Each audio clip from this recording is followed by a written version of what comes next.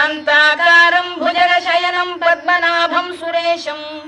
विश्वाधारं गगनसदृशं मेघवर्णं शुभांगं लक्ष्मीकान्तं कमलनयनं योगिधृध्यानगम्यं वन्दे विष्णुं भवभयहरं सर्वलोकैकनाथं